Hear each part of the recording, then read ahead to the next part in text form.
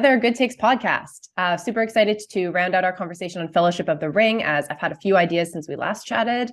And then we will get into Two Towers. Probably we'll only have time in this one podcast for the first half of the book, which is Legolas, Gimli, Aragorn, Merry and Pippin's journey.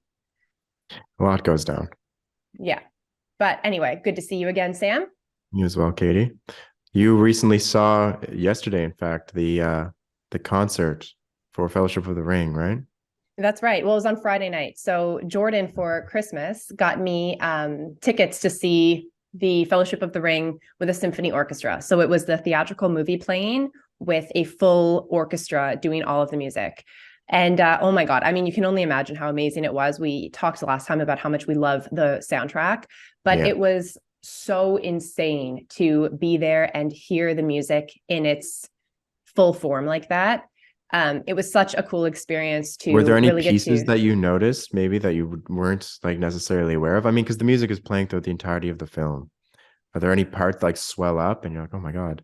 No, that's such a good point. It's crazy because I seem like the biggest Moria fan in the world compared to when we talked about this last time. And I mentioned that was my favorite part of the books. But the Moria music live was like insane. The deep voice, like ooh, ah. Exactly. The chanting choir with the drums. I mean, the drum guy was always kind of subtle, and then you were just like big arm swings. He was going to town in Moria, and it was one of the points that a lot of the time I was actually just getting caught up in the movie, and I was aware of the music, but not totally riveted and watching the orchestra the whole time. But the entire Moria portion, I was just watching at the boys the orchestra. Yeah, it was especially insane. the part when they're running down the stairs as they're collapsing, and then it picks up. Yeah, that's crazy. I'm super jealous. But it was cool. The theatrical version, right? Yeah. So I have a lot of points to make because I have not seen Fellowship of the Ring theatrical probably since it was in theaters. Some of the other ones I watched Two Towers a couple of years ago or a year ago theatrical. Which I'm ashamed to admit. I always go extended. It was just on, right? Yeah, exactly. It was just on. So I ended up just, getting stuck in it. We growing up, we used to watch them like the VHS or DVD, maybe. That would have been the theatrical, but it has been 15 years easy. Right. So there were some elements that I always assumed were extended in Fellowship of the Rings that are actually just part of the theatrical movie. And then some points where it was such a short little line that watching the theatrical on Friday, I was outraged to realize that they'd cut like a 2-second line. Really, how much time did you save? I will say that I'll get into it, but any fans that honestly watch theatrical and are like, it's not that big of a deal. Look, agree to disagree. However, obviously the entire essence of the movie is conveyed in theatrical. And what you do miss are little moments that kind of humanize the characters a little more, create the story a little more. But, I didn't walk away feeling totally cheated by the theatrical. Obviously, I would have preferred. No, I mean, because of course they're incredible movies. I mean, there would not have been the extended editions had the theatrical versions not made such an impact. So I can totally believe that. Yeah. No, it's a really fair point. So, I mean, anyway, let me get into some of the differences because a couple. I totally really forget now. Like I'd be hard pressed. I know maybe like concerning Hobbits, like the intro bit is longer and extended, but aside from that, I don't really remember. So there's no concerning Hobbits bit in theatrical. Not at all. No. So it's interesting how they do it because right after Galadriel's voiceover explaining the history of the ring, it pans immediately to Frodo sitting in the Shire, and it says below that 60 years later. Oh, but really? So there's none of that, like Frodo the door. None of that. And none of Bilbo talking. Wild. But what's really interesting is, and I missed this a little bit because honestly, there was a game downtown as well. So the traffic was so crazy that we actually came in like 1.5 minutes late and then had to get our seats. I was so stressed out. But you're the worst. It was interrupting it was us little monologue. Well, we had to stand at the back until there was like a real moment, but there was like 25 other people too, because it was so chaotically busy downtown. So that sucked. So I wasn't fully aware of this, but no concerning Hobbit scene whatsoever. Frodo is in the Shire. Gandalf comes down singing "The road goes ever on and on." And then when did Ian McKellen come out to sing that in the orchestra? Stop it. I obviously would have died. However, there was a guy dressed up like Gandalf, and I wanted to get a photo with him during the intermission. And Jordan told me I was creepy and was under no circumstances allowed to go. That's why he dressed up. That's what he wanted. Thank you. Thank you. You see me, but anyway, I was too shy. I did not do it. But no, so Ian McKellen unfortunately was not there. But he was there in spirit. And there is this part where when Frodo is in his, wagon with him, there's a Gandalf voiceover just kind of explaining a little bit about hobbits. And I should have done some more research into what it is, but he's just like speaking about hobbits a little bit, not to any depth of concerning hobbits. All. I know it was anyway. I'm not doing it justice. This happens because before or during their conversation, all right, then keep your secrets, that whole during that conversation. Yeah, I'll look that up once we're done here. I should have come more prepared, but I just, as I was taking my seat, because that was the moment where they were letting everyone kind of sit down, I was like, oh my God, what am I hearing? And it was just Gandalf kind of speaking about hobbits, being surprising folk and honestly, yeah, I can't even remember what he was saying, but I just noted, I was like, wow, this is very different. So they do try to get a little bit of, here's what a hobbit is essentially, but none of Bilbo's part, which I love. And also that gives so much time for the Shire music, which is my favorite music. Yeah. So that was cut a little short, but obviously it comes throughout the movie multiple times. So didn't feel like a major loss, but I do really love that intro scene with Bilbo's voiceover. So I did miss it. But I did. So I thought that Fatty Bolger being welcomed at Bilbo's unexpected party was in extended only, but it is in theatrical, and can confirm Bilbo calls him Fatty Bolger. So I will take the W on that one. Right. But I really don't think it matters at the end.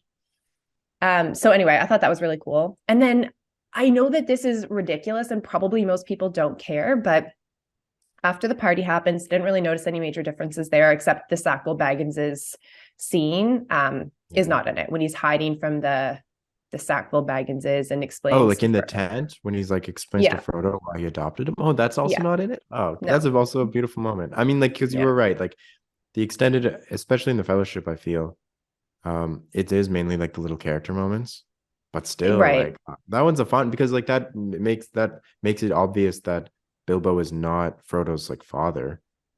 I guess not that it matters too much, but... No, I know. It's I guess if you had to cut it, I guess, but it was sad to me that it wasn't in there. Yeah. There is that one scene, to back up a little bit, when Gandalf knocks on Bilbo's door right before the party. The Sackville Bagginses do come to the door, and he's like, I have got to get rid of these confounded relatives. So you get that kind of intro to it, but no, that part's not in the party scene. So then after that, I'm sure I'm missing little pieces that were probably cut a little more, but right before Gandalf returns to Frodo, because he's read that if you put the ring in fire, then you'll see the carvings when he goes to Gondor. So he is coming back now to see Frodo to determine, is this the One Ring? And it shows the pub.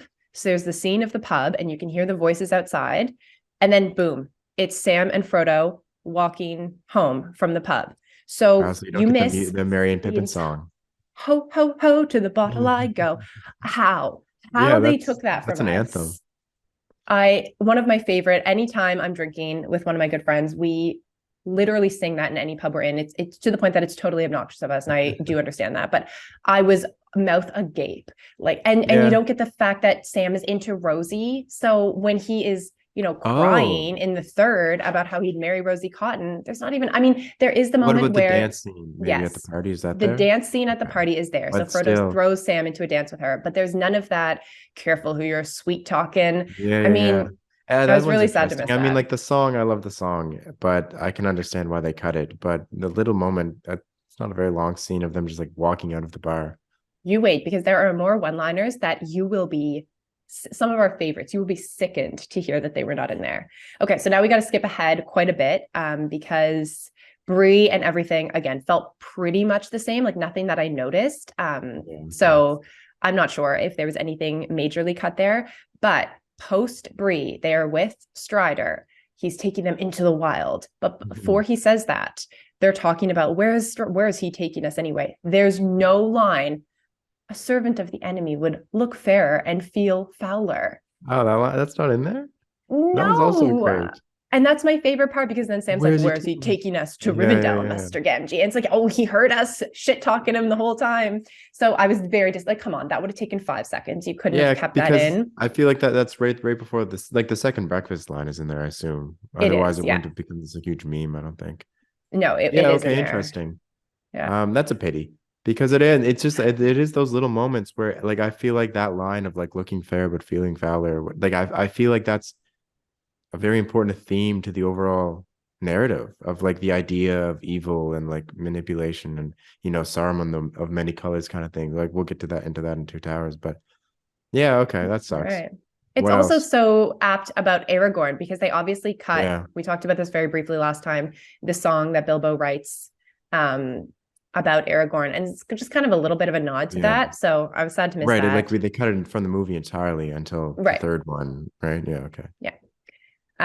Okay, so that was shocking to me. This one is going to really hurt. It's going to really hurt you. So the council is more brief. The moment where Gandalf stands up and actually speaks in the Black Tongue does not happen. So that whole piece is cut. When Boromir says one cannot simply walk into Mordor, the entire crowd was going nuts, which I appreciated, because I can't remember seeing them in theaters. So hearing people laugh and like reacting was really cool. So over the Two Towers, once the company is on their way, there is no mention in the theatrical of Mordor, Gandalf. Is it left or right? No. Left. That's a pity also, because the music that is in that scene as well, when it swells up, is also quite beautiful. So seeing the symphony in person, like it's like a little thing. But we joke about that quite often, that little anytime we're traveling and we don't know where to go, like that that is probably one of our most common phrases. So my mouth literally dropped when they just immediately cut. Devastating. Okay, so what else? So Bill the Pony is in theatrical as well, which is really nice. So he gets a nod regardless, which was a small thing, but kind of cool. I understood this one. The moment when they're in Moria and Gimli and Gandalf are talking about Mithril, and how Thorin had given Bilbo this Mithril jacket, and Gimli's like, that is a kingly gift. That whole piece is cut, but if we go back a little bit, we did get the moment where Bilbo gives Sting his sword and the Mithril piece to Frodo. So you were already set up for that when the cave troll spears Frodo, but it was just another thing that I noticed. That one's understandable. I agree. Another good scene, but not necessary for plot progression. Mm-hmm. One thing I thought was kind of interesting that they cut is the moment after. So when they leave Galadriel, obviously we already knew this, the gift scene where she gives everybody a gift is cut. You only see Frodo get the Light of Arendelle, which again, fair. But there's no lembas bread scene when Legolas is like, a small bite will fill the stomach of a grown man. And then Mary's like, how many have you had? And Pippa's like, 4. Because I just think that's important, because if you're watching this, you kind of wonder, how are Sam and Frodo surviving off this mealy bread? But I mean, it's another minor thing. There is the scene now. I don't know if it is in the theatrical. I feel like it might be, but in the second one at the beginning, when Frodo's like, what do we have to eat? And like, lembas, more lembas. I think that's in there. So maybe that is their way of being like, look, like at some point they had gotten this elvish bread. But that's a fair point. Again, I understand why they would. If they're going for a time crunch, fair enough. Yeah, the gifts. I'm getting really deep I think it's a pity that they cut the gifts, especially Gimli's, because like we'll get into this again in the books, but Gimli's affinity for Galadriel is like it's a big point of his character now. It wasn't just like a little exchange. So I think they should have kept that. So I would have liked to see that. And it is one of the only kind of somber Gimli moments you get in the movies, when he's talking in the boat to Legolas about it. And you can see that that's where their friendship really starts to forge. Exactly. Yeah. Yeah, the gifts is really disappointing. Going from Lothlorien, what else?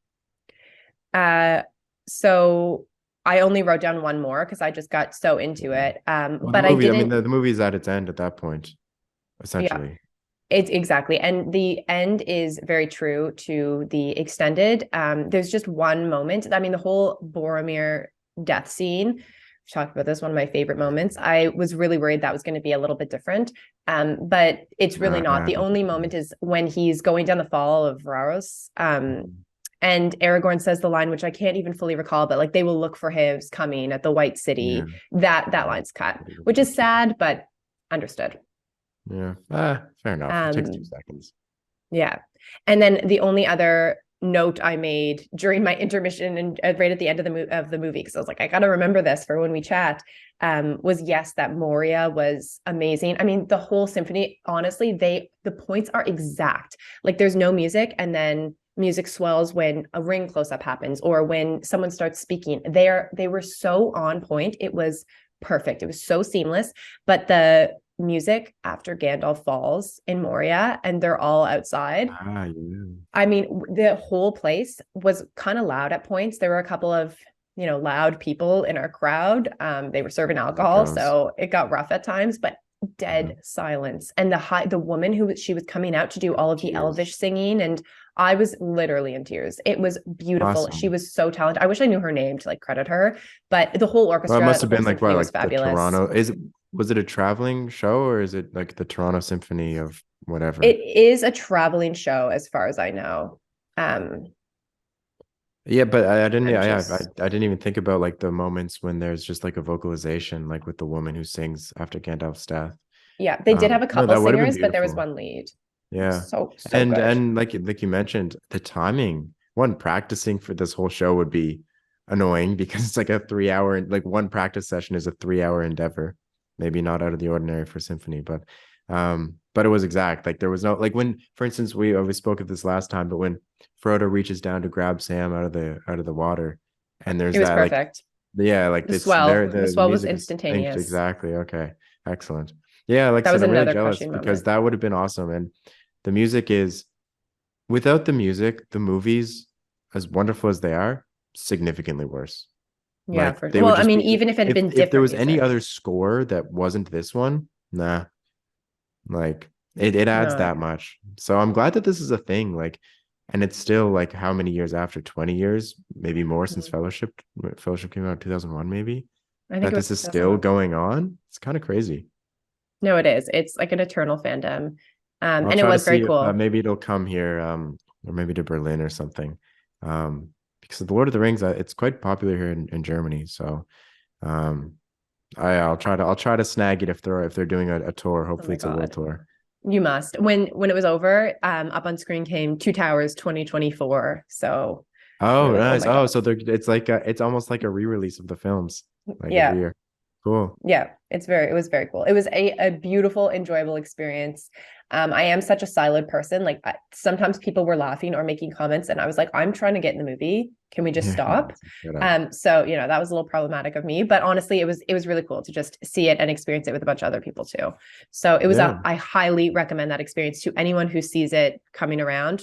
I mean, go check it out. It's so good, and the music always hits me in my soul. There are moments where I just get chills or goosebumps just watching the movies at home. But hearing the orchestra is a whole other level. So it was well worth it, and a fabulous Christmas gift from my husband. Yeah, super cool. Well, then should we dive into the book now, or at least the Two Towers? Yeah, let's do it. I mean, I don't know if there's anything since we last spoke about Fellowship that you further wanted to talk about, or I think that as we did last time, and we kind of hinted out some elements of Two Towers and even getting into Return of the King really high level, we might go back to Fellowship. If something comes up. Yeah. There's only one thing but it becomes clear in the Two Towers that I was thinking about Fellowship, but nothing that I can think of, at least that we didn't speak on here anyways in the little recap. And like I said, if you have a thought, just share it. But I think we both agree on this, but I was surprised anyways. The Two Towers, as just a book in itself, unbelievable. Like, go figure. We obviously at this point, it's quite obvious we love The Lord of the Rings, but I was shocked at how much I loved this book. I liked it better than Fellowship. And last time we were saying, and we both kind of agreed, I think, how we might lean towards the movies being not necessarily better, but having like this more, I don't know, something to it. I honestly think the Two Towers book is better to a good degree than the movie. Than the movie. Wow. I do agree in some ways. I mean, I think it is a better book than, I don't know, it's so hard. Not a better book, but I honestly enjoyed it and I read it faster than I read Fellowship because there were elements that I just couldn't put down. True. Yeah. That's true. And it's a little more fast paced. Fellowship is more of a slow burn. I love and like you mentioned last time, obviously it's one book, and that's the way that I would judge it. But just for the sake of going into each of them for their own sake, yeah, I think Two Towers is a more enjoyable to read for me, anyways. Yeah. Well, you make a good point. It is shorter. It's faster paced. There are just some moments of it that are, like you said, done in a different way than the movies. But yeah, I mean, I think there's certainly a case to be made that I think that it must be an ongoing debate, movies or books.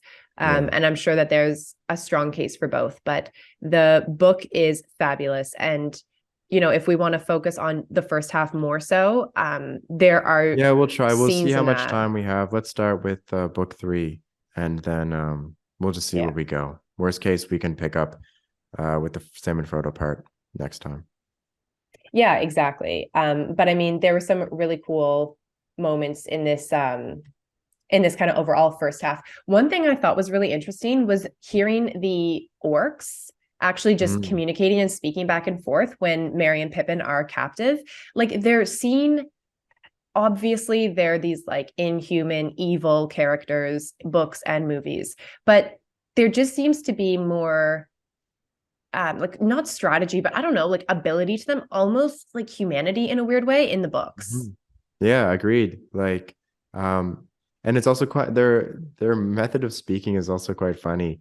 Forgive me for saying it, but it's like British like chavs, like they say like lad a lot and like oi, and yeah, like in my mind it's just the way that Tolkien has written them. And it wasn't just like the specific ones that are carrying Merry and Pippin, because you see it again at the Tower of Cirith. It's just that their speech is very funny. But you're right, there's more. It seems like even though they speak in the movies, it seems like there's more of an intelligence to them. Like they're not dumb like brutes. They don't, like the sentences are complete. Absolutely. That's exactly it. To hear you compare them to British chavs is hilarious. And I kind of see what you're saying. I mean, the language that they use is just very British, which makes sense. Like the vernacular. Yeah, but it's so funny. And they just have more, they're full sentences. They're not, yes, some of them are, debating what is the purpose of this? We really can't just eat these guys or kill them or whatever. But it's not the same way that they're only man flesh hunters and seekers. There's a purpose here. And it's really cool to see the two different orc groups merge. So there's the orcs from Mordor, and then there's the Saruman's orcs. And they come together, and the two captains are like kind of fighting back and forth. I know one's Ugluk, but I can't even recall the other one's name. I see when I was reading the Sam and Frodo part just a few days ago, there's a character named Shagrat, and I was like, is that the one? Right, it actually might be. I don't know, because it's like the name sounds so familiar, but I don't know if this is just a memory from when I read these a few years ago. I had the exact same moment though, that I was like, oh, Shagrat rings a bell. I should go back and see if he was referenced. So that's a fair point. It definitely could be him. But anyway, aside of their names, I just thought it was really interesting to read. I was more interested. I was like, wow, what do the orcs think? And then we'll get into this on the Sam and Frodo side, but they kind of start talking about like allegiances, like, oh, the war is going bad. And it's just cool that's so not conveyed in the movies. No, exactly. There is more of like an independence to them. And they even in when they're running off with Merry and Pippin, they even seem to be aware more on like a meta level of what's going on. Like I don't think they don't know about the ring. And it's kind of like that in the movies, but the Mordor orcs seem to have an idea of like where things are going, and like they don't know specifically what the hobbits are for, but they do understand like beyond like an elvish weapon or whatever they say in the movie. Like there's just more like you can sense more of like a hierarchy of like an actual like army, and not just like this guy's the strongest, so he's just going to beat them into submission. Like there's elements of that, of course, but yeah, so that's a good point. I didn't really even think of that, but you're absolutely right. It's interesting to see more character, I guess, out of like orcs.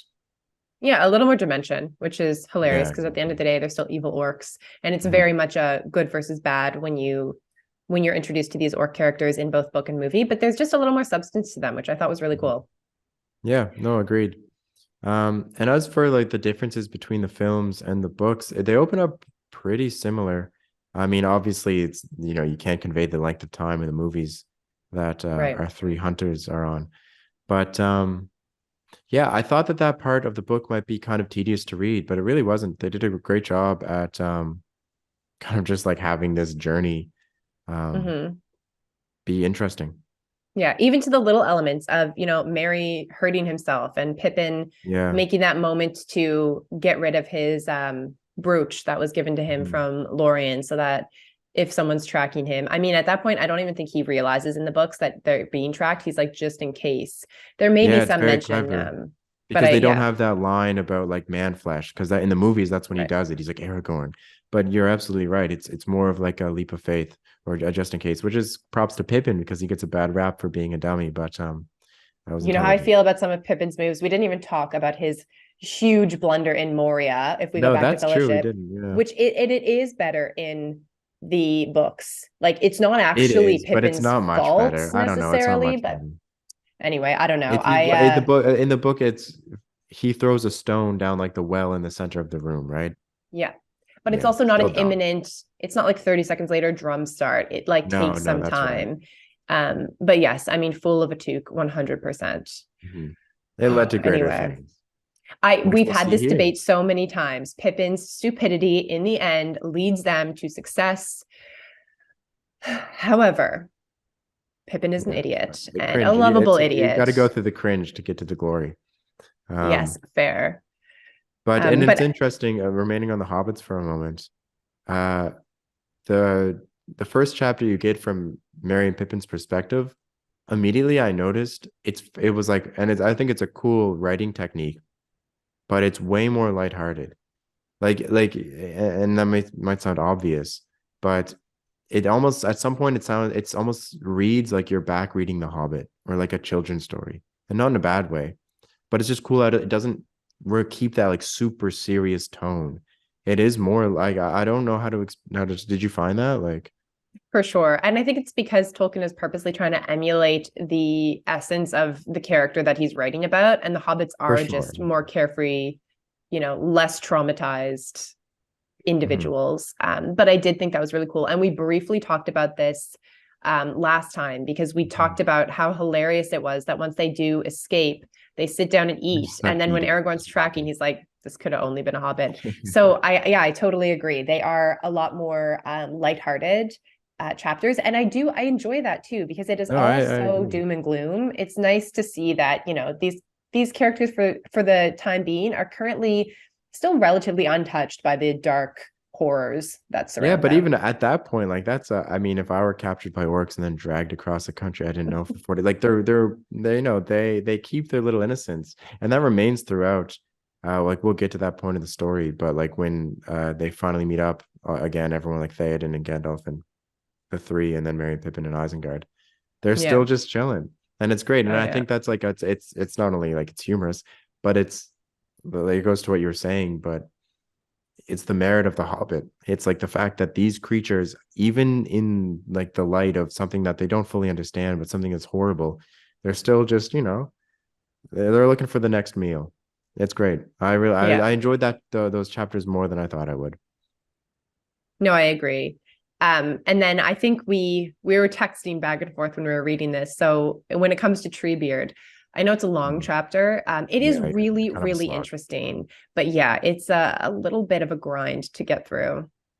Yeah, it is. There's some beautiful moments. I like the character. And again, this is something that we spoke about, but I couldn't help but read Treebeard in the slow voice from the movies.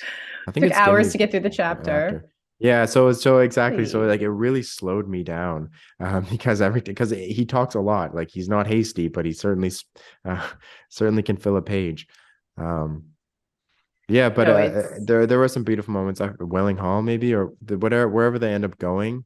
There's a wonderful scene where Merry and Pippin are about to fall asleep, and Treebeard has just like he's going under that waterfall or whatever. He puts his arms up. The way it's described is just a really painted a beautiful picture. Like he stands stock still and he sleeps standing up, and yeah, and like the water's like glistening him down and like the moonshine. I don't know. It was just a really beautiful. That is the one scene that really stuck out in that chapter. Well, it brought back Tolkien's love for nature, which you see a lot in the Old Forest with Tom Bombadil, and Old Forest and Fangorn Forest have so many similarities. But it is really cool. But I think the movies captured it really well. First of all, when you hear the description of this Ent creature, trying to replicate that into a visual is so hard. I don't know necessarily that I picture them the exact same way that they're so tree-like in the movies. I mean, I know that they are supposed to be tree-like, but so literally tree-ish in the movies. I just don't think I have the same visual in my head, but I still respect the way that Treebeard is depicted in the movies. But I have to say, and I don't even know how I would put this together because I'm a terrible drawer, but I picture him differently in my head when I read books. No, same. No, I do as well. He's more not human, but more of like a humanoid. Like you said, less tree. Even though it's just like he's described like his toes like wrap around, like it's a weird amalgamation. But no, I agree with you. It took me a few. I had to like sit there and purposefully conjure like some image because I wanted to get away from the movies, because in my mind anyways, I didn't get the sense that they were as tall in the movies. I know their height is given. He's about like, I don't know, I think it's like 14 feet. 14. But it's still like Treebeard in the movies, he seems like he's taller than that, maybe like 20 or so. Oh, for sure. Anyways, I agree. I pictured him a little differently. All the I'd love to, I haven't done this. I would love to look at fan art of how other talented people have drawn Treebeard. I'm going to look into that. And if we find some really cool ones, we could always link to them, because I would love to see somebody replicate what the hell is jumbled in my mind. Because I think we're saying the same thing. There is something, I do think the movies did a good job of their interpretation, but when you're reading a book, it's interesting how different readers will interpret characters so differently. And I would just love to see that. Just projected, because I'm sure like yours and mine are probably even varied, like quite different. For sure. No, I'd love to see that. But there is, again, Treebeard is such an ancient character. I really enjoy him. It's so sad about the Entwives. I texted you at one point and I said, where are the Entwives? Like, this riddle is never solved. No, but that makes me sad. There is that song that he sings where when like the world breaks or something, when everything's fucked up, then they'll go west together. But then they also say they went east, and I think that's where Sauron kind of burned everything. So I don't know if there's much hope for the Entwives. Well, any insight would be appreciated. I know, because I want the Entwives to be alive. But no, I really enjoyed that piece. And then also the Entmoot, I actually much prefer that in the books. There's no Merry needing to force the Ents to, you're part of this world, aren't you? And in the movies, it does, I think it fits really well. It makes sense that these creatures have been neutral for so long that they don't feel like this is their fight. But in the books, I just much prefer the way that Treebeard kind of comes to them as like, you know what, we've decided. It's very likely, he says that same line in the movies too. It's very likely that we march to our doom. Exactly. Yeah. How's Grim doing? Is he still sleeping? Yeah. So Jordan and I got a puppy this weekend. He is sleeping, but he has the hiccups and it's very cute. But for one moment I thought, oh my God, is he choking on his towel? No, he's just hiccuping. Anyway, he's having a nap. We tried to exhaust him this morning, so he's doing pretty well. Exhausting. But yes, his name is Grim because at my heart I am also an OG Harry Potter fan, and he's a black golden retriever lab mix. So yeah, that's right. Yeah. No, I think it's a cool name. It's cool. It fits him. He'll grow into it. Yeah, I agree. But with the Entmoot, I agree. It's better in the books. It's less, somehow it's more of a slog in the movies. And even though I agree where it's a nice Pippin moment or Merry moment, when he's like encouraging the Ents to, to go like your party, like you said, but it makes more sense, I think, in the books, how the trees take that perspective or the Ents take that perspective, where it's just like, this is going to clearly this is already coming home to roost. We need to do something. I really liked it. It's inspiring. And like you said, that line, it's very sad. but it also gives like it gives it, there's stakes, and you get to know the Ents. I keep on saying trees. A really cool part of the book. Yeah. And I was worried when I approached that part that it was going to go on for a really long time and have like, they have the little line about how they only just said good morning, but it's more of like a throwaway joke than it is about like this, the story's really going to slow down here. No, it's true. Yeah. I think it feels long in the movies too, because it's broken up by different scenes. Then you come back to Merry and Pippin and you're like, oh my gosh, they're still at this Ent mood. Like it drags on for several different throwback scenes. But that quote that Treebeard has in the books, I was just looking at my highlighted quotes, and it's so sad. He says, of course, it is likely enough, my friends, likely enough that we are going to our doom, the last march of the Ents. But if we stayed at home and did nothing, doom would find us anyway, sooner or later. Yeah. So the wisdom, they are the most ancient beings we've seen so far in this world. Like they didn't need a Hobbit to tell them. Yeah, they've seen the change of everything, sense. like from the first age to onward. And so they've seen more change than any living creature, except for maybe Galadriel, I guess. But no, it's a touching moment. And they're interesting characters. There's Quickbeam and I think another one who I forget. It's kind of neat how you get more than just Treebeard in the books. But Treebeard is obviously the star. And they do a great job of explaining the strength behind the Ents.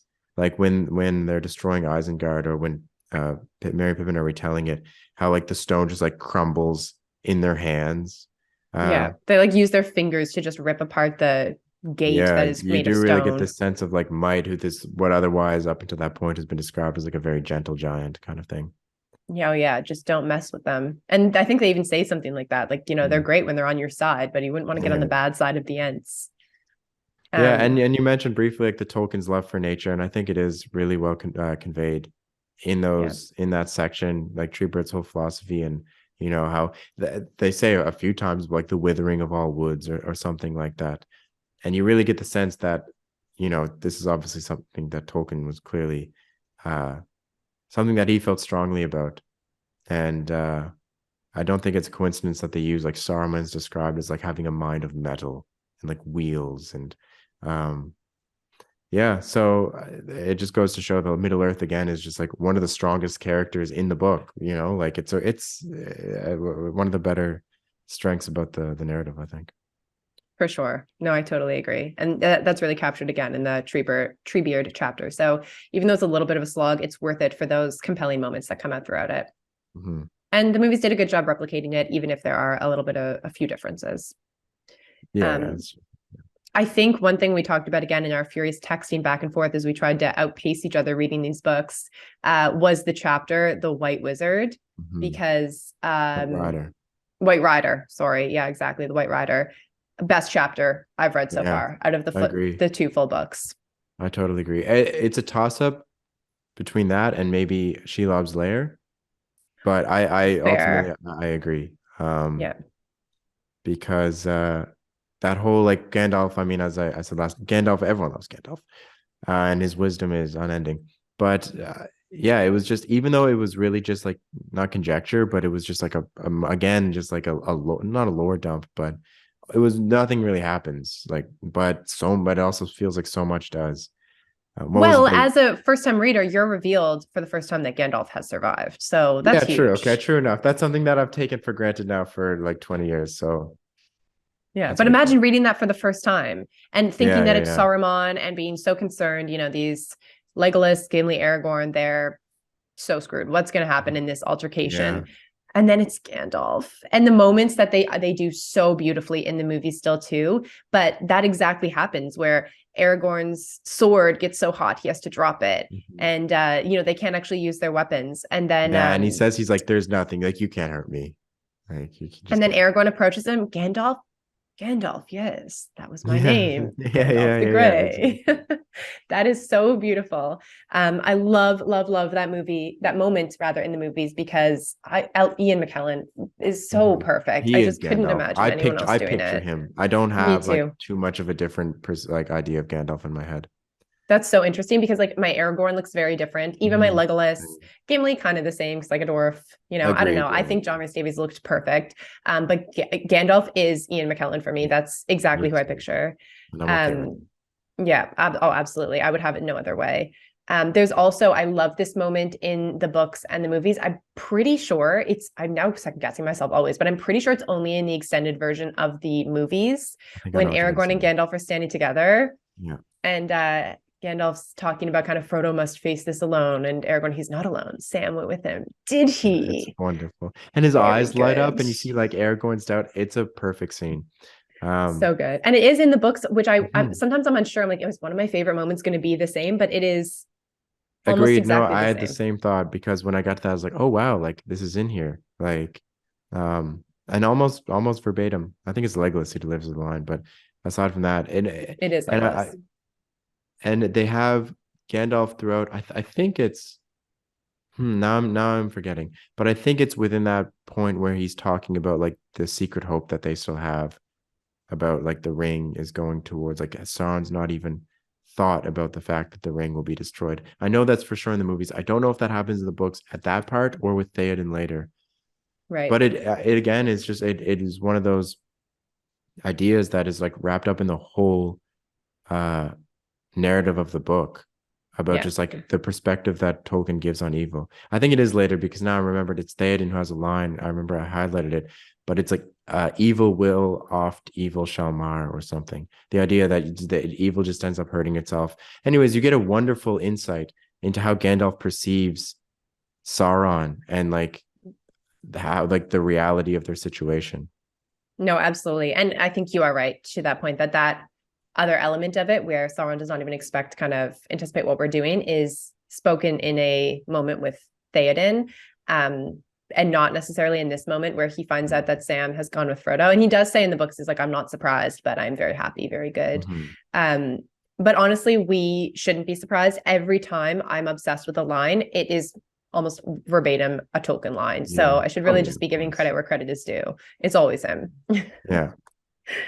No, you're right. And the one thing that to throw back to Fellowship, again, I don't know if it's in that moment, but there's Gandalf was talking about, because at the end of Fellowship of the Ring, when Frodo puts on the ring on Hen, there's like Frodo like perceives like some battle of wills happening, and you're not really sure who that's supposed to be, but Gandalf essentially confirms that it was him. How he threw his thought out. They must be in that moment, because he's explaining how he came back to life, and like how he like wrestled with the enemy, and which is very cool, because that's kind of just thrown in there in the chapter at the end of the book, of the first book.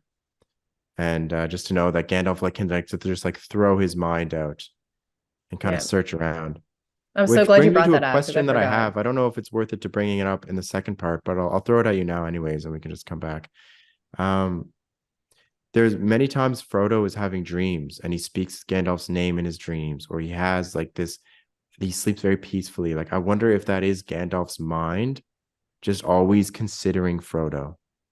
That is really interesting. I mean, and we will have to do that part separately, because there's still so much to talk with about book 3. Exactly. This first half of Two Towers, but I have not considered that before. And I think you really might be onto something. In the movies, they sort of tease this out at the beginning of Two Towers, when you see Gandalf fighting the Balrog, and then Frodo wakes up shouting out Gandalf. True. And also Galadriel is more of a presence in Frodo's mind, it seems, again at Círith Ungol, and we'll talk about that later. But I think you might be onto something about, in the books, Gandalf's presence being so much more than just, where he is physically in time, and being able to transcend that, because Frodo certainly has there's this air of magic around Frodo himself too. A lot of individuals who meet him say, you have something kind of elvish about you, or you're a friend of the elves.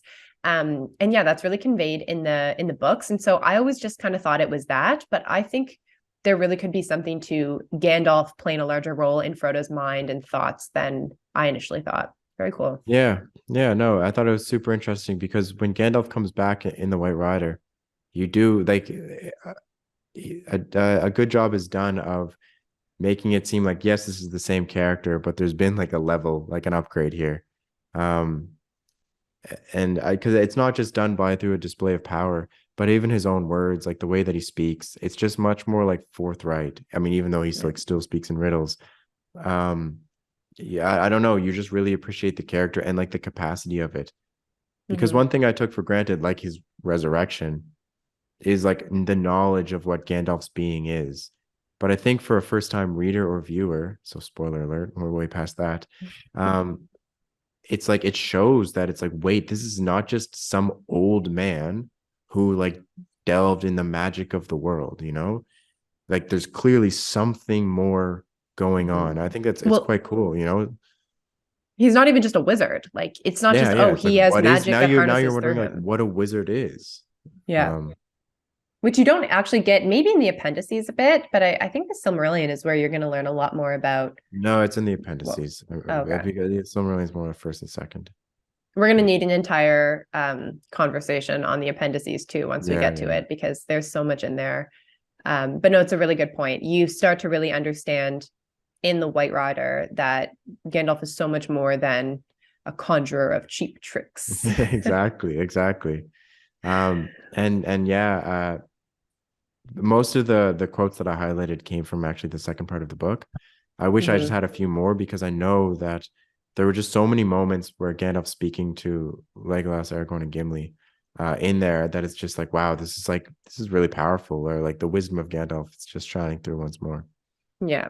And he does give them that heads up too, that which is verbatim in the movies, a thing is about to happen that has never happened since the Elder Days. The Ents are going to wake up. And yeah, he has that whole, you said nothing happens, which I will forgive you, but there's actually just so much. I mean, you did call it a lore dump. There's so much information. It's almost an information overload chapter. And right after Treebeard, it's kind of refreshing because you're like, okay, plot progression. I see what's happening. This is wonderful. Exactly. But yeah, I think it's my favorite chapter. I hear you on Keir Thungle. Wow. I can't wait to talk about it. I'm an arachnophobe, and Sheila makes me honestly uncomfortable. I was like getting out of my bed and like shaking my sheets at times. I was just like, I feel like she's on me. Vile. He does a really good job of describing the beast. Anyway, it's going to take us a long time to talk about it, so we'll get there. But moving through the progression of Two Towers, getting to the Rohirrim. Oh my God. I'm a huge Rohan fan. I love it. I love Éomer. But wow, Theoden is done a little dirty in the movies. And again, I guess there's a character arc that we could talk about here, but wow, he seems so much more kingly to me in the books. I agree with that. But I don't agree with him being done dirty. Maybe we'll disagree on this, but we spoke briefly about it. I think he's, so far anyways, I like his character better in the movies. Really? Like I think you just get more like what you say about him being more kingly, I can understand. That whole part of the book I thought was actually a little rushed, about how when they arrive, like Gandalf and the crew, when they show up to Edoras, and then it's just like there's no time. I understand the need for haste, but it's really like, okay, we'll free Theoden from his leechcraft of, Oh, I see. Yeah. No. Yeah. When they get to like Mediceld or whatever.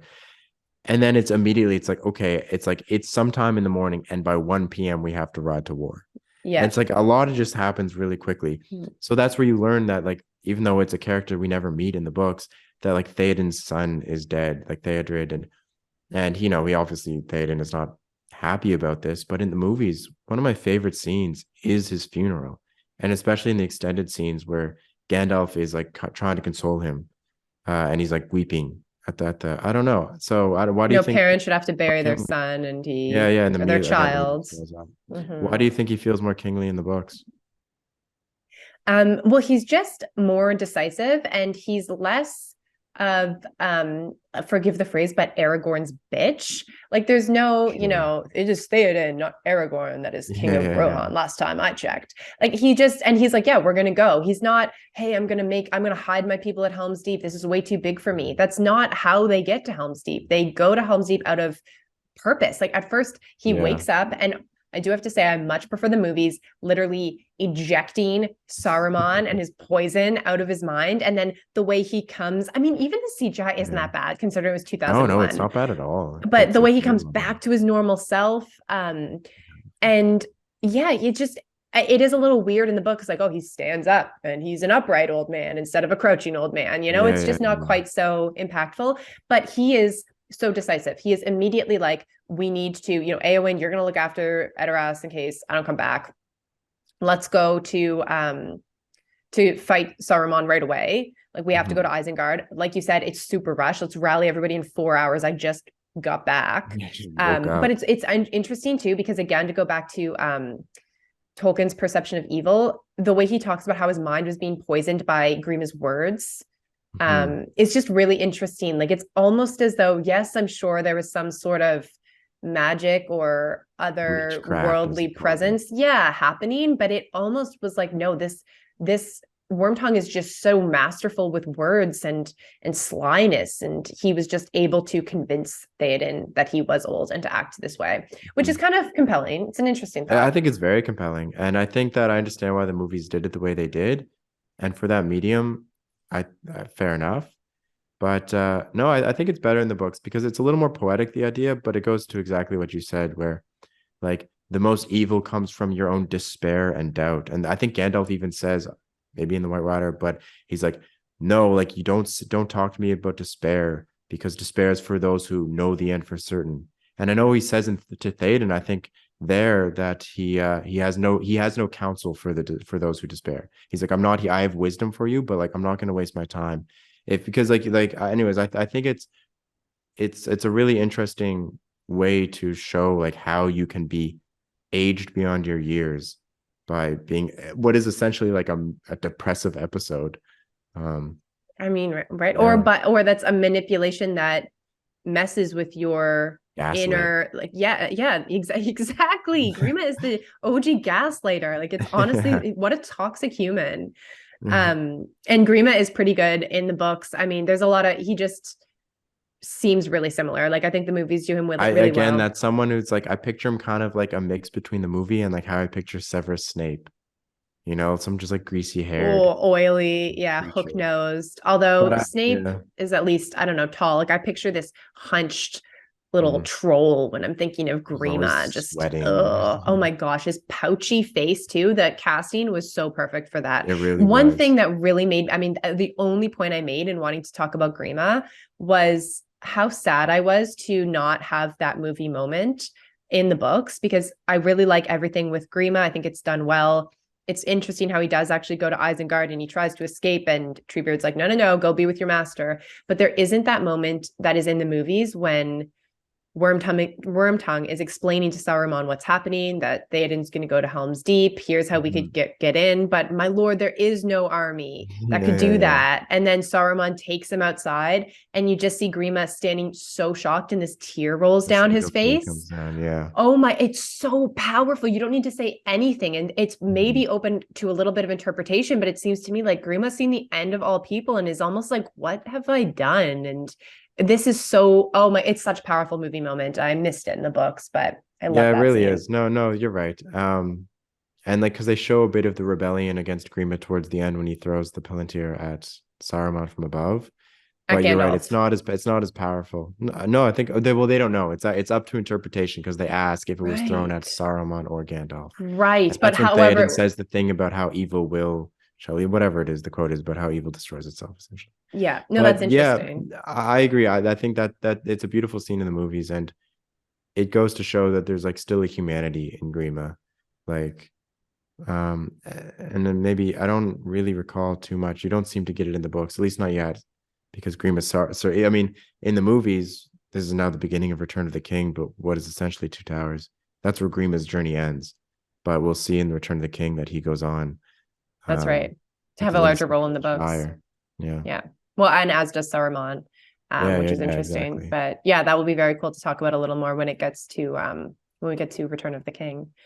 But you're as for the decisiveness of Theoden, you are right. It plays out very differently in the books. It's more forthrightly going to march to war, and then in the last moment they just pivot to Helm's Deep to like regroup with Erkenbrand and the other riders out there in the. Yeah, it's a little sad that Erkenbrand isn't in the movies, but I totally understand the decision, and it does give Éomer a little bit more face time. Oh my gosh, I'm embarrassed to admit I forget the name of the actor who plays Éomer. He's also in The Boys. Yeah, he's incredible. Carl Urban. Yeah, nice, good memory. I does a really good job. Him. Yeah. I think that's another. Maybe I picture him with like more like flowing hair, even though he's long hair in the movies. But that's another where just his voice, anyways, I hear when Éomer speaks. He's a great character in the books. Like when the three hunters meet up with the Rohirrim for the first time, the little exchange is great. How he's talking about how he like recognize Aragorn's like telling him about the sword and their little exchange about their stories, and he's like, "Am I walking in a legend? Like this is That wild, is so cool. super That's so cool true. moment." Yeah. And I even like when he's kind of speaking about, oh my gosh, you came from Lorien, that forest is haunted, and Gimli Mm. is so insulted. And again, it Yeah, yeah, shows Gimli's newfound reverence for Galadriel. And he's, Éomer is so quick too. He's not this overtly temperamental individual where you kind of see in the movies that he is, I mean, I don't want to say hot-headed, but quick to anger in a Gandalf yeah, kind of sure. way. But he immediately backtracks, like, I'm so sorry for any offense. I misspoke. I look forward to hearing more from you about this Mhm. when next we meet. Yeah, he's a really great character. He's like a complex character. And yeah, I really enjoy him. No, it's better served. Now for Helm's Deep, maybe jumping ahead a bit, but the I prefer how the movies did it with the Rohirrim, like the plot that happens about them like traveling through the Westfold in the books it all makes sense. But just Yeah. like for climax sake, having like that horse charge with Éomer, who you've seen, like we don't know Erkenbrand. He seems like a cool character, but you don't get much from him, Yeah. like he has a few lines at the end of the battle, but he Well, given seems his like a very content, interesting character. exactly. I totally agree. And it's nice to have him in the books, but using his content to just further Éomer, because you can only show so much screen time. I totally agree. It was the right move. And that moment, Theoden King stands alone, and then Éomer comes up behind Gandalf, not alone, and all of the Rohirrim just on that cliff edge. It's The way music more there again, climactic. also, Yeah, totally. now the It's movie very has the movie benefit of the serving. music and like some beautiful cinematography, but it's less because I guess we're working our way backwards from the battle. I do want to get your Mhm. thoughts on it, but when they're riding out at the end and they're like cleaving their path, Yeah. already at that point, the orcs are even fleeing from them. Like it's the same That's idea where it's like they've lost the battle essentially, but in that moment they're driving them off. And for yeah. I don't I think it's because Aragorn gives us like he has a great moment when he's on top of the gate and he's Yeah. like speaking to the orcs. Maybe that Mm-hmm. kind of That's right. puts And they're it like, what invokes is some this fear in them. parley? There's no use to this or Yeah, yeah. whatever. Yeah. No, Aragorn does have a really great moment there where he's speaking to the orcs and confidently explaining, your doom is kind of coming. And they say, the end of night doesn't really matter. We're the fighting Uruk-hai. We can withstand daytime, sunlight, whatever. But it's his confidence and all of that. He does have a great moment. But again, to throw some props to my poor man Theoden, it's not Aragorn. It's not Theoden is not Yeah, standing there. And again, I do love it in the movies, so I'm not knocking the movies, but I do just think that Theoden has a lot more substance in the books. So in the movies, you're right. when they have to fall back, Theoden is standing there. He's so many good lines. What can men do against such hate? Yeah. And he's, kind of panicking. And Aragorn's like, where can the women and children go? Is there no other Is there way? no other And way? Theoden's just kind of sitting there like Mr. Krabsing, not able to make any Yeah. choice. And then Aragorn's like, ride out with me. And then Theoden immediately is like, yes, for glory, for whatever. It's not like that in the books. In the books, Theoden No, says you're to right. Aragorn, when dawn comes, I will bid men sound Helm's horn and I will ride forth. Will you ride with me then, son of Arathorn? Maybe we shall cleave a road to make such an end as will be worth a song, if any be left to sing of us hereafter. Yeah, you're That right. man is not in the That's far movies. more lordly, and it's less pathetic. Like simply put, very true. Because he's even throughout the battle when he's up in his tower, he's like, I shouldn't be here. He's like, Yes, he what, like, wants to fight. yeah. It's No, he so just so has in that way, more. I agree. He's a stronger leader in the books for sure, which is well served. Mm-hmm. The battle is excellent. It's described very well in the books. Yeah. And they Like you did get take a that lot of same that epic and feeling. replicate it into the movies. Yeah. Like Exactly. the ladders and all of that, and how they're Mhm. climbing up and how they're totally overtaken. And like how it Um, floods like behind, like into in the deep. Yeah. And which I was excited, forgotten. I knew in my mind before going back now, I was like, I remember Helm's Deep being very short, like only a few pages. mhm. And it is quite short, but not there was more substance to the actual battle than I had remembered from a previous read. Yeah, Um, agreed. I do love the scene how it's Éomer and Aragorn. They're the ones to go in front of the gate to buy Yeah. time, and then Gimli makes his entrance with his axe. And they still have the counting game, which I wasn't sure if that was a movie I totally thought that was a movie thing. Yeah, Legolas I and totally forgot Gimli. about it. Oh my God. No, it was really cool. But Gimli wins in the books, and in the Yeah, of movies, course he does. Yeah. Whatever. They had to give Legolas something in the movies because Yeah, wasn't really exactly. serving much, poor guy. But no, I agree. It was so cool that was in the books when that came up. I was like, oh my God, I totally thought this was just kind of a movie gimmick, but very cool. I love the Éomer Aragorn relationship. They do kind of have one in the movies, but it's just a lot stronger in the No, books. it's Like not. they're I mean, excited. exactly. They're the ones that like draw swords together. It's not like you were saying, Aragorn and Theoden. Mhm. And Aragorn throughout the first half of Two Towers, there is this theme of the dawn bringing hope. There's a few times, one when they're on the hunt for Merry and Pippin, about how even if there's no hope, they'll still work away at their task. But I know I forget the exact quote, but I know that he mentions what the dawn will bring on their hunt. And then again in the battle, when he's talking to those orcs and he's saying like, who know, like first he says to Éomer about how, the dawn is a fresh start for man. And so he'll wait to say that the battle's lost or something. That's right. And then to the orcs, he's explaining about like, we don't know what the dawn is going to bring. It might be your ruin. You should run while you can. It's a very cool moment that he has. Like you had that quote. But I thought that it's also just a lovely theme how there's this idea of literally like a new day and the hope that is associated with that. Like no matter how bad something is happening, like I mean, they kind of capture this in the movies with Sam's quote, like a new day will come. Anyways, I thought that was just a neat little theme, a running theme of Aragorn's character of how he associates hope with the dawn. There's one quote that I actually highlighted from right around the Helm's Deep time that is from Aragorn, yet dawn is ever the hope of men. Yeah, so you're right. It's totally a theme that is specifically kind of credited to Aragorn to constantly bring forth. But it is really interesting. Yeah, and there he's is like the king that's returning. Like he will be the dawn for men. It's quite poetic. Yeah. The crownless again shall be king. Exactly. No, it's very interesting. I think that's a really interesting point to bring up because he mentions it a lot, but it's easy to overlook it as a recurrent theme, but it totally is. And yeah, like you said, Aragorn is kind of the dawn of men and their new age. Yeah, exactly. A new glory of like what people should aspire to be. Anyways, they just stuck out at me because I remember just during the Battle of Helm's Deep, I was like, this is not the first time that Aragorn has been speaking about like the dawn. The dawn. Yeah, so I really enjoyed reading through the battle. It's very exciting. It's not because I forget if we had spoken about this in the first episode, but it's worth going over again how Christopher Tolkien was not known for having any love for the movies. We did a little bit, I think. Yeah, his main complaint being that they focused more on like the warfare and the gore and the violence.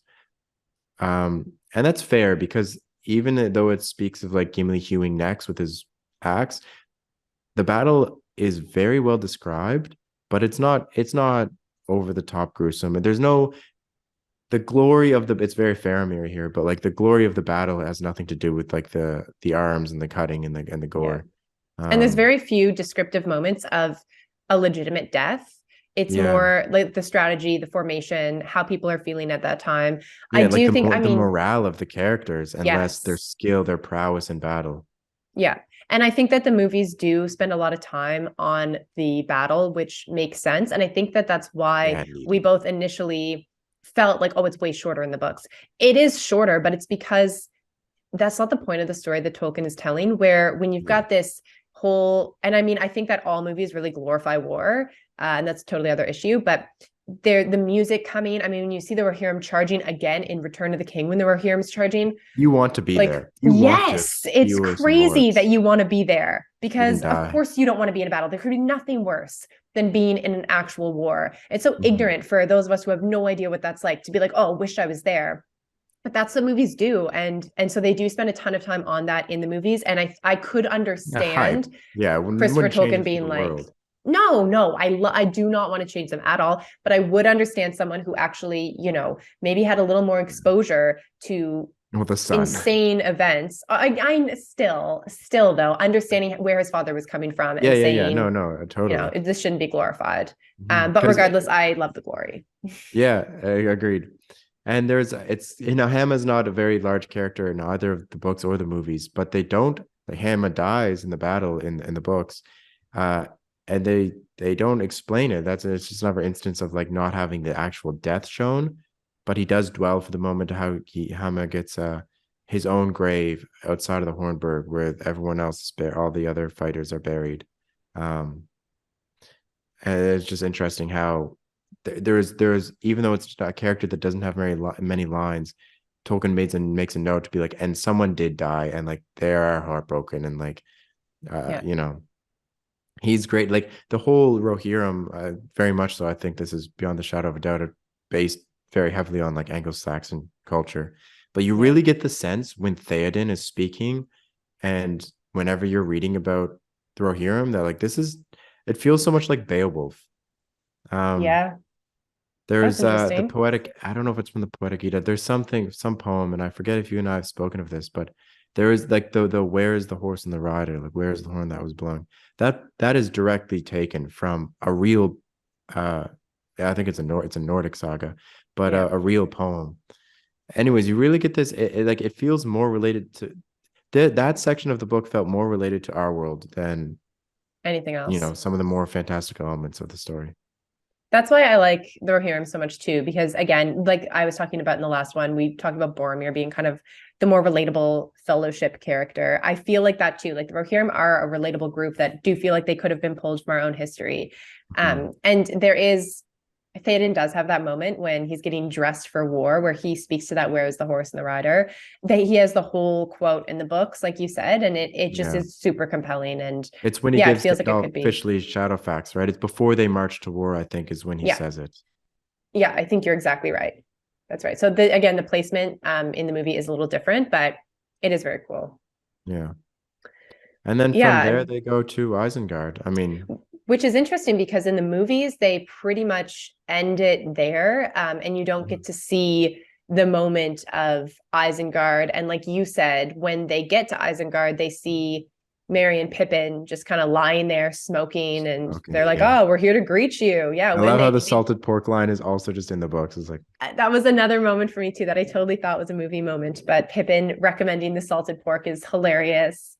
It's nice to see that lighthearted Hobbit perspective a little bit once again, after you've just been through, you know, the harrowing war and everything. It's an interesting scene. And when they have a second, Pippin or Merry, I think it's Pippin, actually has a second pipe in his bag, and Gimli is like so excited because he doesn't have his pipe anymore, and they all sit down and have some old Toby. Yeah, exactly. No, I know. I had made a note of that as well. Just how it's I think the only character so far anyways that has not been described as smoking, Legolas, I suppose. I mean, within the Fellowship I'm speaking, I think it's Frodo and Legolas, which is funny who you mentioned is most elf-like. And I think they say the elves are not. But it's hilarious how that's like that. The boys all get together and they just have a little bowl quickly just to settle down. And they rehash their stories and share them back and forth. And then that's how you get to hear the perspective of what happened with the Ents taking over Isengard, and Merry talking about how, you know, you wouldn't mess with them if you, you don't want to be on the wrong side of the Ents. And I really like that scene where the majority of the Fellowship has come back together. They have that reunion. It's really heartworming. And they even comment on it. Theoden comments, he's like, clearly we're witnessing like a beloved friendship or something of this nature. I love how Tolkien dwelled on that, just to let the other people go off, and how Aragorn, mighty a man as he is still staying behind. One of my favorite Aragorn moments, actually, again, to jump back to the hunt, is when I think they've just entered the forest or something, and they're talking about how they don't have any food. And Gimli is like, what should we do? Even if we find them, like, we'll just show our friendship by starving with them. And Aragorn's like, Aragorn, he knows the weight of the world on his shoulders, especially in the books. And he's like, if that's how we do it, then that's what we have to do. So it was great just to have this moment of like Merry and Pippin and the three kind of totally. No, he's so loyal, and that conveys more in the books. However, I don't know how we missed talking about this in the movies. I don't know if you knew this, but when they find the charred pile of orcs, Aragorn actually broke his foot when he kicked the helmet. Yeah. Did he? Wow, I had no idea. Shows the commitment. such a funny moment. I've seen so many Rua memes of Luvatar. that, like watching this movie for the first time with someone else, trying not to say, "Did you know that Viggo Mortensen actually broke his foot when he kicked Exactly. that It's thing?" like I remember specifically this one guy's like sweating so much. He's just like waiting and just like keeps turning. I just like can't even finish the sentence as it like comes out of his mouth. I mean, it is cool. It's cool that he took that It's a fantastic feeling tidbit. and like put it into you know, his actual act, like very method acting for sure. My puppy is awake now, so our time is limited. But no, it's so funny. I just can't believe we didn't bring that up, because at this point we've watched them like 50 times together. So I think we try not to say it, but yeah, amazing moment. Oh, and just one other thing that I'm surprised we didn't bring up with Aragorn is that in the books, he never actually falls. There's the wargs are chasing them and the warg riders, but he doesn't fall. Skirmish. Right. And there's no Brago, which is sad, because the horse Brago, your name is Kingly. Turn this fellow loose. He's seen enough of war is just such an epic moment. Yeah. And then when he comes back for him, for Aragorn after he's fallen. So, you know, didn't really further the plot. I guess the point of that was that Aragorn was able, in the movies, was able to see the 10,000 strong army that was coming, because in the movies, it's almost like they're going to Helm's Deep as a fail safe. Like, oh, something's going to happen. Let's go. But that's not how it happens in the book. So the moment really certainly wasn't needed. But yeah, no, but also cool. it's like I don't, having now seen the movie so many times, where it's like there's no shock to like, oh my god, did they just kill Aragorn? I don't know who would believe that anyways, but yeah, I don't really know. I feel like there might have been another way to convey that the orcs were 10,000 strong, but it's a fun moment. You can, I guess it actually gives some time for Arwen and Aragorn, which is not built on in the books. But yeah, that is right. I like how it was handled, like you were saying just about Theoden. I like how it was handled in the books more. It's like they send the women and children to Dunharrow, which is, I believe, right near Edoras, and then they march to war. It just makes more sense. Like it seems like more of what like a war like society would choose to do. Yeah, there's more like, we have some strategy, we have a heads up on what's coming. This is how we're going to react. You know, again, like, there's really nothing I would change in the movies. And I really like that scene. But yeah, it's not needed in the book. So I totally get it. And I understand the inclusion in the movies. Like you said, I'm sure that they could have come to this realization of the imminent army that was approaching without that. But, you know, the way it was done was great. And I do love Brago. So I'm glad he's around. Yeah, Brago was great. That was honestly a name for consideration for a puppy. Yeah, it is suited because he's a big boy. A black horse, yeah. He's going to be a big boy. His name is Kingly, but no, we stuck with Grim. But yeah, big Brago. Yeah, well, then I guess that leaves us with Isengard. I don't know how much time do you think you have here as the dog, if the dog requires attention. He's fine. There were a couple of points I had on Isengard that are interesting. And it's kind of funny how we've been going through the movies obviously so differently. So clearly we've decided to really focus on the books and then speak to the movie differences, because you know, I think what we'll certainly have to save for next time is when we talk about Sam and Frodo's portion. It's cool that in the books, those are divided up into two different parts. So you don't see what Sam and Frodo are doing until everything is resolved and they've gone to Isengard, and even Pippin has looked into the Palantir. Exactly. But there are some cool moments to give you some hints, more so when you're in the second half, of like that will help kind of give a time scale. A timeline. The moon is a really good one, actually. Yeah, exactly. Very true. But no, for sure, because as amazing as the first half of the book is, maybe it's a recency effect, but I think I like the second half better. I think it's superb, which I wasn't expecting, because I mean, we'll get into it, but there's less that happens. But just saying that, it made me realize why maybe I prefer the Two Towers over Fellowship book-wise. Or at least the movies, is you get two climaxes. It's essentially two books. It's two books. No, that's a really good point. It's two books, but you know what I mean? Like you get Helm's Deep, and then you get the ending with Shelob's Lair, and it's almost like you just the choices of Master Samwise. Yeah. Beautiful. But yeah, we'll get to that. So we can end off with Isengard quickly, and then let's do that. An hour now. Right. So this one is a little bit longer, but I don't think, I think we're going to have a lot of the same points. One of the most compelling things to me with the Isengard scene, after they've, regrouped, they've had that fellowship reunion, is when they are counseling or treating or speaking with Saruman, and the voice of Saruman, which they don't even attempt in the movies. And I get why, no, they don't. But the fact that his voice is literally consuming all of the men when he's talking to Theoden and trying to become allies with him. And everyone's like, oh my God, Theoden's going to do it. And like, he probably should. And it's again, speaks to Theoden's utter power in the books that I think is a little bit lost in the movies. Yeah, sure. Because that he defies this. Yeah. Like, I think it gives a reference maybe to like some doubt. You see some doubt in him, but like, no, like he does defy it. And the voice is I understand totally why they didn't try to, recreate this in the films. I don't know how you would do it, because the idea, like the description of his voice, how it like not only how it sounds, it's melodic, but how each person hears something different too. Yes. So it's like one, whether you're the one being spoken to versus what others are hearing, but also just like what each man in their own heart, they're getting a different message. It's very cool. It's very clever. It shows the power of Saruman, of course, which goes back to these wizards are much more powerful.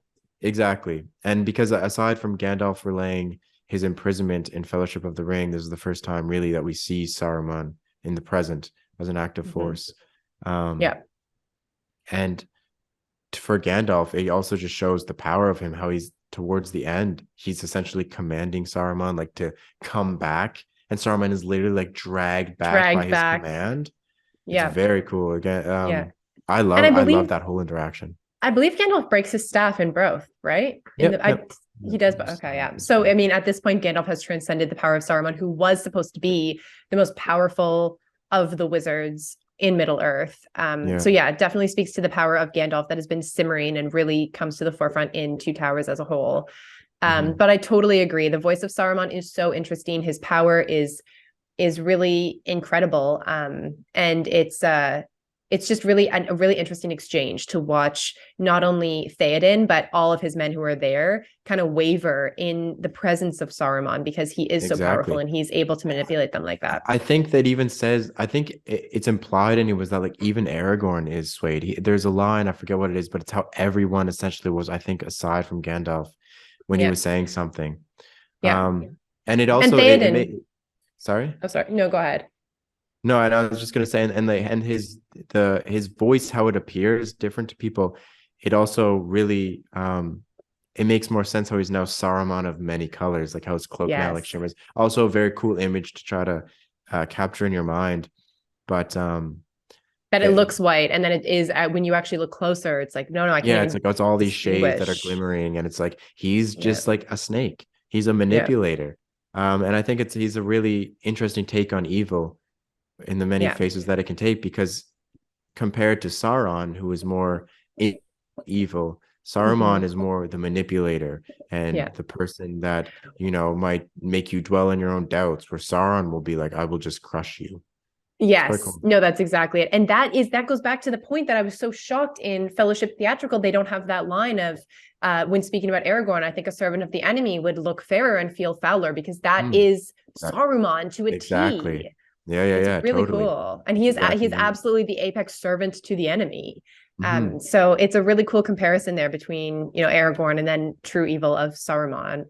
But no, I really liked that whole scene. I think in the movies they do this well, and it's fine, but it's so much more. And I mean, he does even put doubt in Theoden's mind in the movies, because he talks about him as a lesser man of greater, kings. And obviously this is a real thought, that Theoden has. However, there's one line in the movies that I have always just thought is so funny, and to see that it is word for word, of course, it's always Tolkien when I love a quote. But when Theoden actually, he does kind of waver himself. That's what I was going to say when you said even Aragorn has his doubts when Saruman is speaking. Theoden totally does too. And it's like he opens his mouth and you're not actually sure what he's going to say, but then he ends up denying.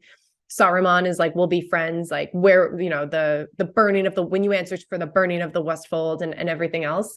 And then Saruman's quote on the people of Rohan, dotard, what is the house of Eorl but a thatched barn where brigands drink in the reek and their brats roll on the floor among the dogs. My bad. I had a bit of an internet connective failure there. Took that opportunity to take the dog out. Oh, no kidding. I know. A new platform. If anyone has any recommendations, is well recommended or would be well appreciated. You can see Grim going nuts in the background. He's officially awake.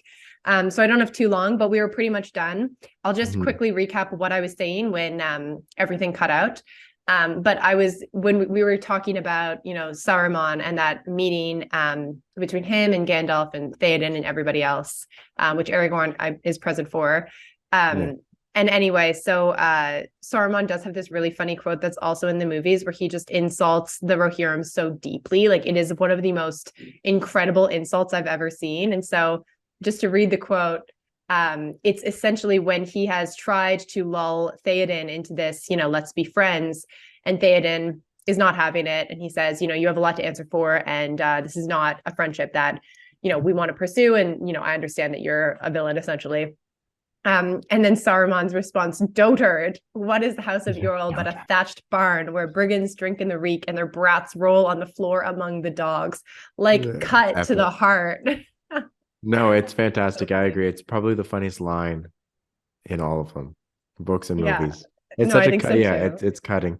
But it's also in, like, to your point of Theoden being a little more respectable in the books. He's the one that says that he is like a lesser son of greater sires, which again is in the movies. It's Saruman who says that. Also, just very cutting. But self-deprecating. Yeah, exactly. And we'll see how it progresses through Return of the King, where I respect the Theoden in the books more. It's moments like that that give the arc of Theoden a little more oomph in the films, because it's inevitable. What happens in the third one? I think it's just like that is his last words essentially are directly related to that idea. But no, he gives it in the book. So yeah. Hilarious line. Saruman is very witty. But you make a good point about Theoden. And just like where there's key differences in Aragorn between books and movies, it is for ultimately that character arc. And you want to see Theoden as this unsure lesser of greater sires, because he's going to have an epic moment. Yeah. And then when that epic moment comes, it is full circle. It is so worth it. And we'll talk about it with Return of the King, because it's such a fabulous scene. But he definitely has his redemption moment in the movies. And I mean, he's a fabulous character in the movies. I love him. He's got incredible lines. What did men do? Bernard Hill, I think that's the actor. He does an incredible job. Job. No, he does. He's a great character. So I do love him in the movies. So I hope I didn't convey otherwise, but I just think that he has a stronger presence, like more kingly. Yeah. And you're absolutely right. He does. And it fits better, especially to like the old saga, like the method of storytelling and the nature of, I mean, he's no fool, and he grew up in the time under the threat of the shadow of Mordor. So it makes sense that he is so willing now. He's like, I'm out of my stupor. I'm an old man. I'm going to die anyways. Like, let me die as I should, essentially, or go forth. But yeah, so then I guess that brings us to the Palantir. A very cool little device, very much like the ring in many ways. For sure. It's tempting. And I mean, the one difference I would say maybe between the ring and this is that the Palantirs, from my understanding, were not devised with evil intent. It's just the fact that they are not accounted for, which Gandalf does say in the first movie. You don't know who else might be watching. And so it becomes and it also answers a riddle, because there are many times during Two Towers where there's this question of how is Isengard communicating with Mordor? And it's not super clear how that's happening. And then, once the Palantir is thrown by Wormtongue, and to your point, was he throwing it at Saruman, or was he throwing it out the window to get rid of it entirely and sabotage Saruman? I'm not sure. What do you think? I think he was aiming at Saruman. That makes a little more sense for the character. A little petty, a little wily and sneaky, and just, it's left up to debate, like, because it is, like Gandalf says, like, they're not sure. Like, I want to believe in my sad, naive little heart that, like the moment that Grima has in the movies when he sees the death of humanity in the orc army, that maybe he says, you know what? Forget Saruman. I am so treacherous that I'm going to turn cloak once again, and I'm going to throw out this device that Saruman uses so that I've effectively sabotaged him in some way. And whether it benefits I don't think he's thinking it's going to benefit the Rohirrim, but I like to think that maybe he's trying to sabotage what Saruman is doing, because he understands that. I think it's just more of like an anger that he sees now, especially after witnessing Saruman not only deeply cut into Rohan, but he saw the power of what the actual power of Saruman is, which is his voice. So, I mean, Grima might not have been aware that he was totally manipulated. you know, and now Right. he saw, having seen Theoden and Gandalf more or less break the spell. It's broken for Then him he's like, too, and then he effectively. realizes, oh my God, nothing, what I thought made sense from Saruman, like I fell in for a trap. And then maybe it's him just having anger at his own self and has this display of violence. No, Little puppy exactly. parents. It's really interesting though. It's just hilarious to see Jordan in the background playing with the puppy. Just whatever, I'll try to get him out of there. His little But tail. yeah, you can see what we're dealing with as new puppy parents. But no, it's interesting. The Palantir is a very cool item, and we can talk about it again when we get into Return of the King, because we can talk about the differences in the movies. The most glaring one, of course, being that Saruman in the extended version dies, as does Grima. However, they have a much Yeah. larger role to play in the books themselves. So we Yeah, can talk so about and that a fair little enough. more in Return of I the think King. it's, but yeah, well, some Return of the King, that's a disgusting cut, but we'll get into that. But Agreed. I think the Palantir is, it's very interesting because it goes, even though it wasn't devised with like an evil intention. I mean, it was Yeah. made by, I think Gandalf, I'm realizing now in the reread how much of like the Silmarillion, even though it wasn't out at the time, obviously Tolkien had his manuscripts, how much it's referenced, because Gandalf mentions Mm-hmm. directly how how he thinks, there's a song he's singing it to Pippin, how he believes that Feanor was the one to make the The Palantiri Palantir. originally, and Yeah. uh and then the Númenórean kings were the inheritors of it. Um but no, I think it's very cool how it still has this like not evil effect but a tempting effect, and I think it Yes. again just shows it's a narrative theme, of course. It's almost like a biblical thing. We won't get into that, but just like the garments of skin, which is essentially technology, and how I wish I had the quote. I thought I had it in my notes here, but I'm missing it. But I'm pretty sure it's Gandalf, and he goes on to say how, or maybe it's Theoden, it doesn't matter, how a device that gives you power, like you have to be extremely wary of essentially what is unearned power. I wish I had the quote here, because it very brings home to the point of I think what Tolkien is trying to convey, both in the ring, absolutely, but he shows it the Palantir, and the idea of, Saruman and his mind of wheel and metal, and it's that, it's Mm. this idea of, wow, we put ourselves, like modern, the changing of society and the falling of what like the Númenor kings was like, put, and the temptation of the ring is putting yourself into some power that isn't you, essentially, and and the corruption that follows therein, and how you're not able to handle it, which we see with Pippin when he gets tempted by it and then is tormented by Sauron. That's a really good analysis of it, though. What you said is very cool. And there is certainly a bit of a biblical connection, which I'm sure It's the was garments of conscious. skin of just But like you exist more and more outside of yourself. yeah, Um, yeah, no, it's very interesting. And the tempting piece of it absolutely is accurate. And yes, Pippin, once again, ruins all. And then, however, somehow ends up, well, thank God for Pippin, that fool, which is so it's irritating true, to me at times. But there is but this it's so line. true. Oh, sorry. Yeah, No, go for yeah. it. No, no, go for it. There's a line. Well, Sorry. there's this line where when Pippin does this, I mean, in the books, or sorry, in the movies, it's, Pippin looking into this was a great thing for us because he saw the burning tree of Minas Tirith, and so this shows us that we don't know where the enemy's going to strike next. We now know it's going to be Minas Tirith, so we can plan accordingly. So get it for a movie, but in the books, Gandalf actually, and I didn't save the exact quote, but he actually says, I was thinking about looking at it, to be completely Exactly. honest. So I'm really glad Pippin went first, because he would have got way more out of me than he did this fool of a Took. Exactly. Yeah, yeah. He's like, it's great that, no, that's a very good point. And again, it's like I get the movie thing. It's a little once you know the plot, it's a little contrived because like I feel like it's only like obviously it will be Minas Tirith. Where else would they But for attack? fair enough, for first time viewers, and I know it just maybe makes more sense. But I really like that. I'm glad you brought that up because yeah, it's like Gandalf said that he wasn't sure how he would have been able to even contend with Sauron, and he doesn't, because he was not aware fully, and it kind of unveiled some of the riddles, like you were saying, of how they were communicating. The title of the book is Two Towers, and I was growing up, I was always under the impression that it was Orthanc and Barad-dûr. I remember some time ago reading that it's in fact the tower of either Minas Morgul and Barad-dûr or Cirith Ungol. I think it's Minas Morgul though. But in my mind, narratively, it makes more sense that it's Orthanc and Barad-dûr. I mean, these are the You're blowing direct. my mind. To this Yeah, to this moment, I've always thought it was Orthanc and Barad-dûr. yeah, me too. But I have a very strong memory, and I feel like I've looked into this many times. I'll do it once we're done talking here, just to Yeah, confirm. But I think it's Minas Morgul. I mean, there is that moment which we'll get to how they communicate with through the storms. yeah, In the second yes. one. So cool. But yeah, so because there is a connection, because in the movies, Saruman is like a serf to Sauron, but in the books, it's not like that. Like there is a bit of like back and forth, but it's at least made far more clear that Saruman has no intention of serving Sauron. He's just trying to get the ring, and he's trying to prolong his own little schemes, even if that means like feeding information to Sauron. Which well, you Saruman see the with Deceiver is even deceiving Sauron, or thinks he is. Who knows if he's getting away with it? Yeah. No, it's really cool. You should look into that. Let's talk about that a little bit more when we get into the next part, because we'll specifically talk about the Two Towers, you know, the fourth book, technically, Sam and Frodo and Gollum, their journey. My puppy is now undergoing crate training, so we're gonna have to wrap this one up.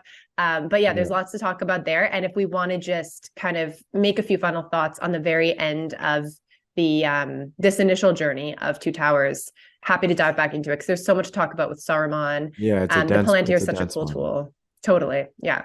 But no, this was great. I feel like it's going to be, you know, close to an hour and a half. So we're getting longer and longer as we get into the depth of it.